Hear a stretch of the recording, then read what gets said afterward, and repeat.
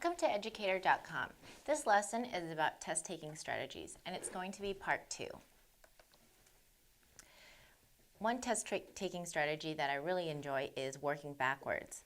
Sometimes you can look at the answers and work backwards. That's the benefit of taking a multiple choice test because you know that one of those answers is going to be correct.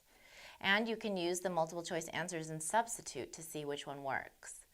This would be most useful for problems that have very long answers. So for example, if you would have to set up in a very complicated equation to solve it. Let's try this example. A bus can hold 80 passengers. A school uses the expression P over 80 to calculate the number of buses needed to transport P passengers. What is the greatest number of students 8 buses can hold? In this case, I'm going to start with the answers. And something that I find very useful is to try the choices by beginning with the middle value so you know whether to go higher or lower. Notice, and this won't always happen, but sometimes you can organize the numbers in your mind this way. Notice they start with 320 and move up to 40 and move up to 480 and then 560. If you start in the middle and you realize that your answer is too high, then you can go lower. Or if you start in the middle and you realize your answer is too low, you can go higher. However, if you always start with A, you may end up having to go through all the answers. And remember also with multiple choice questions, there can be a lot in number. So it's helpful to cut down as much work as you can. So I'm going to take P over 80 and I'm just going to substitute one of the answers. I'm going to start in the middle, so I'm going to take 480 divided by 80. So 480 divided by 80, well, I'm going to take out the zeros, and 8 will go into 48, 6. Well, I need 8 buses, and 6 buses is too small. So I know that 480 is too high, or too low actually, because that only gives me 6 buses. So you know what? At that point, I already know that my answer is going to be D. So if I take 560 and divide by 80, 560 divided by 80, it will go in 7. And since the answer here is not, there is no answer 640, out of these 4 answers, 560 is going to be the correct answer because that is the highest. So here I was working backwards. I started in the middle and then decided if I wanted to go least or higher. Which expression is equivalent to 12x plus 4x? 12 plus 4x. Well, instead of factoring here, which may be something that you haven't learned yet, you can go from the answers and start multiplying out the answers. The first one would be 12 times 4 is 48x. Well, that doesn't work, so I'm going to cancel that out. Next, B, 4 times 3 is 12, and if I'm going to distribute, 4 times x is 4x. And we found our answer already, 12 plus 4x. It matches. If you feel unsure, you may want to go through and continue multiplying and making sure that you don't find any other matches. So for example, 3 times 4 is 12 plus 3x. So that one looks very close, but we wanted the 4x, so B is our correct answer. And let's continue and try the last one just to show you, 12x plus 4x. Well, this one also might be close if you're looking quickly, but we don't want 12x, we just want a 12. So our correct answer is B.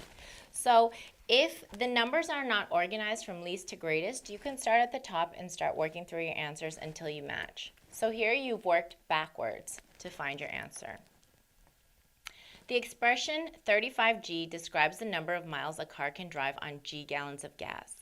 How many gallons does it take to drive 315 miles? Well, we can work backwards here. Let's start with 9. So if I do 35 times 9, I just chose one of the answers instead of looking for my own answer. 5 times 9 is 45, and that's 27, plus 4 is 31. I've already found my answer, 315 at 9 gallons. Now I got lucky that time, but notice also that I started in the middle. If you wanted to start at 7, that would have been fine too. If you started at 7, you would have noticed your number was too small and you could have moved up to 9. But if you had started at A at 5, you may have had to move up gradually several times until you got to 9. So it's always a good idea to start in the middle. Then you can decide whether to go lower or higher with your substitution. Julie wants to run a marathon, that's 26.2 miles. About how many miles per hour should she run to complete the marathon in 3 hours? Well, they're giving us the freedom of an about. So let's take 26.2 and let's try some estimations here. So I'm going to start in the middle. This time I'll start with B. That's about 8.7. So I'm going to take 8.7 and multiply 3. 21, 2, 24, 25, 26. That'll give me 26.1. That's pretty close. It's a little bit low, so before we decide on 8.7, let's try 9.6. 9.6 times 3, 18, 27, 28. And now it's much too high, so I know that my answer is B, 8.7. Notice it gave me 26.1, which is not exactly 26.2, but the problem does say about, and that is very close to our answer. The next test-taking strategy is choosing the process. Some questions will ask you to find the solution to a problem. You're going to try solving the problem to see which answer matches, or actually try the processes to see which will give you the solution. These types of problems require you to read the problems very carefully. When you're choosing the process, they're going to give you a lot of decoys or trick answers. So it might be helpful just to not even look at the answer with these types of problems and try setting up the problem on your own. You want to fence 100 square feet of your backyard for your dog. You want the length and width of the fenced area in feet to be whole numbers. How can you find possible dimensions? Well, we need to know that area equals length times width. And we need numbers that multiplied together will give us 100. So numbers that multiplied together will give us 100. Well, multiples of 100 would be things like 100, 200, 300. That's way too large. The greatest common divisor, well, we might be dividing because we're dividing L and W if we're working backwards from multiplying. Factors of 100, that sounds even better. Different ways that numbers can multiply to be 100. For example, 1 times 10, 10 times 10, or 5 times 20, or 1 times 100, or 25 times 4. These are all different dimensions that would work. They're whole numbers, and multiplied together they'll give you 100. So C is looking good. Maybe you want to put an arrow next to C. The least common multiple of 100. Well, that once again is also multiples, so that's not going to be good. And so this is only telling us the greatest common divisor. That's only one number, but we want different dimensions, and this says factors. So C is going to be our best answer. And I started out this problem by asking myself how would I solve it, and I said I would solve it by multiplying different combinations of numbers. So I already knew that I was looking for multiple sets of numbers. So C was the best match for my process of solving the problem. Cindy buys 2 loaves of bread and 6 muffins. Each loaf of bread costs $2.99 and each muffin costs 75 cents. To calculate the total cost, Cindy first calculates 2 times $2.99 and 6 times 75 cents. What should she do next? Well, let's see. By multiplying 2 times $2.99, she's finding the cost of the muffins, and now she's found, so this is cost of muffins. Oh, the first one is actually the cost of bread. And then the next one, 6 times 75, is the cost of muffins.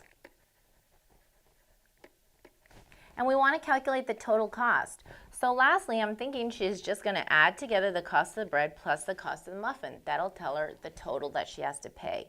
Let's go and see which answer matches. Multiply the two products. I don't want to multiply them. I've already multiplied the number of loaves of bread times the cost. So that's all the multiplying that we're going to be doing. So let's take that off. Add the two products. Well, that's what we just said. So let's put an arrow here. Divide. We don't want to divide. We want to find total cost. And then subtract. We don't want to find the difference in prices. We don't want to know how much more the loaves of bread are. We want to add the two products. So that would be choice B. So here, by first deciding how I would solve the problem, I did not allow the answers to confuse my thinking. I already knew that I was going to be looking for an addition, and then B stood out to me. You want to convert the fraction 2/3 to a decimal. What process can you use? Well, remembering back to converting fractions to decimals, I remember that 2 is the numerator and 3 is the denominator. And to find that as a fraction, I would do 2 divided by 3. So I would do numerator divided by denominator. Let's see which answer matches that. Divide the denominator by the numerator.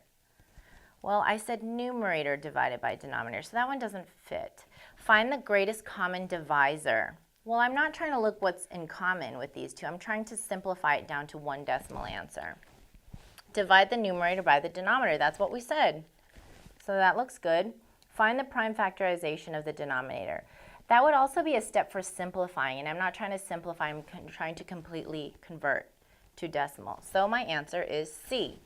So notice that all of these answers have several similar words and several similar processes. So if I had gone and just read the answers, it might have been very confusing for me. But by first figuring out which process I was going to do, it helped me to focus in on the correct answer. Thank you for watching educator.com.